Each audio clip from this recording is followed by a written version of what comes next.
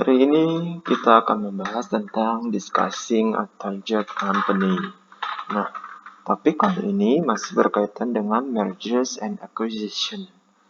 Tentu kalian masih ingat kan mergers and acquisition itu apa? Kalau sudah lupa silakan simak materi di pertemuan sebelumnya, gitu ya. Nah, discussing a target company ini adalah salah satu bagian awal dari tahapan menentukan mergers and acquisition atau tidak, gitu ya. Nah, dalam pembahasannya beberapa hal yang mesti dibahas. Ini adalah fact file, maksudnya minimal yang dibahas dalam discussing a target company. Yang pertama itu name of company. Tentu aja kita harus tahu apa nama perusahaan yang mau diambil alih atau di acquisition. Yang kedua, sudah berapa lama perusahaannya atau kapan didirikan perusahaan tersebut. Misalnya kalau kita di perusahaan Z mau mengambil alih perusahaan ABC, berarti kita harus tahu the 9 fact files ini ya.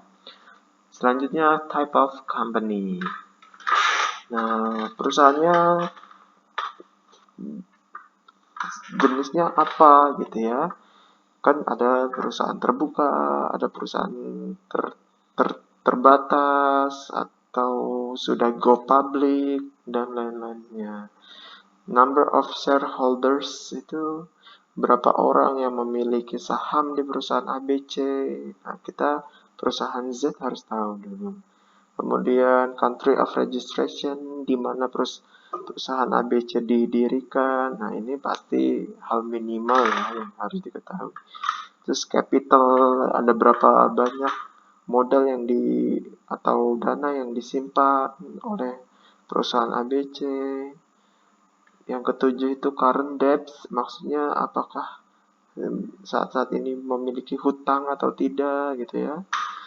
Terus current number of branches, nah ada berapa cabang perusahaan ABC yang sedang berjalan gitu.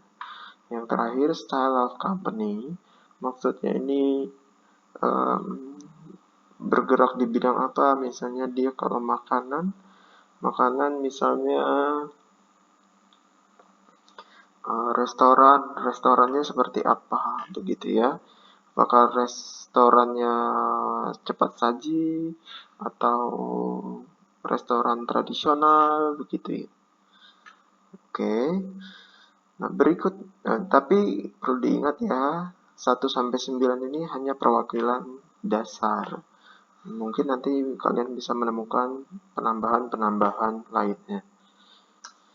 Oke, untuk lebih paham lagi, kita sekarang ke contoh sebuah diskusi yang dilakukan oleh Matt Delaney, Esther Suarez, sama Francisco Narvaez.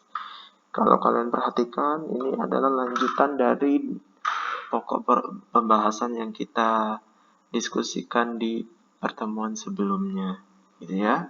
Nah, di sini Esther Suarez seorang lawyer. Kalian harus dari sini kalian bisa memahami bahwa posisi seorang lawyer itu penting dalam hal proses acquisition, gitu ya.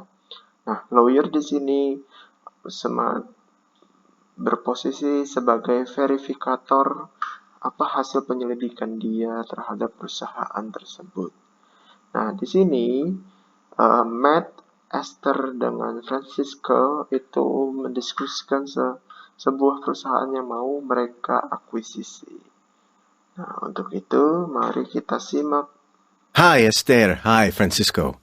Okay, I know you've both got full schedules right now, so let's get started. Now, our solicitors in the UK have completed the due diligence process on our target company, No Frills.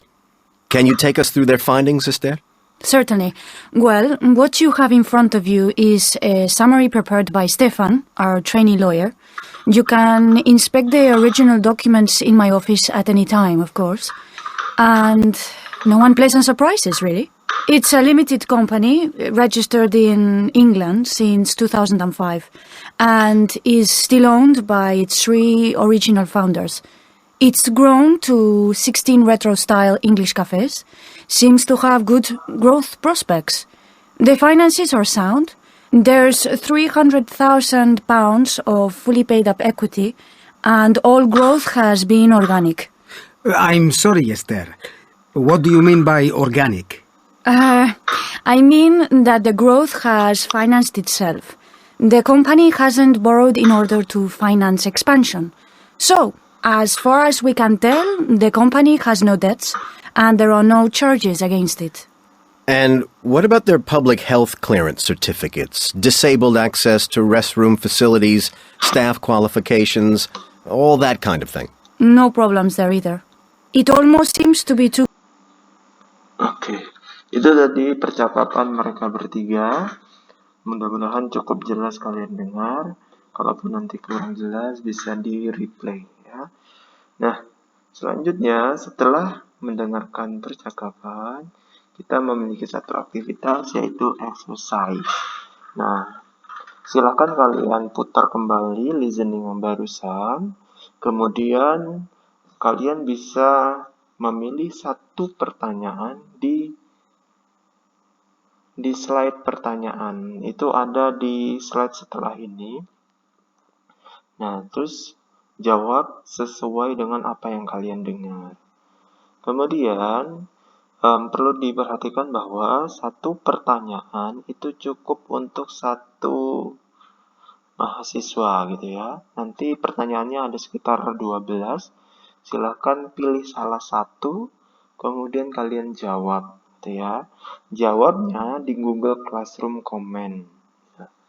Kalian jawab nomor soal, pertanyaannya apa, terus jawabannya apa. Satu mahasiswa cukup satu pertanyaan dan satu jawaban. Gitu ya. Artinya tidak ada pertanyaan yang double. Gitu. Jadi ini semacam siapa cepat dia dapat. Dan deadline untuk memberikan jawaban di Google Classroom Comment itu hari ini jam 2:10 gitu ya. Kalau lewat dari jam 2:10 berarti dianggap tidak hadir gitu ya. Tugas ini penting. Oke. Jadi jangan sampai dilewatkan. Nah, inilah daftar pertanyaannya. Name of company, age, type of company. Silahkan kalian pilih salah satu dari 12 ini. Kemudian kamu jawab di Google Classroom, kasih dalam komen gitu ya. Nah, satu orang cukup satu saja. Misalnya kalau kamu mau menjawab nomor 6 tentang capital, berarti kamu tinggal tuliskan komentar 6 capital titik 2 sebut berapa jumlahnya, misalnya $1 juta atau berapa begitu ya.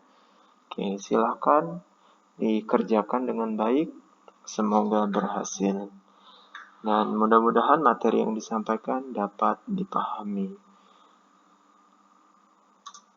Oke, sekian dari saya. Sampai jumpa di lain kesempatan.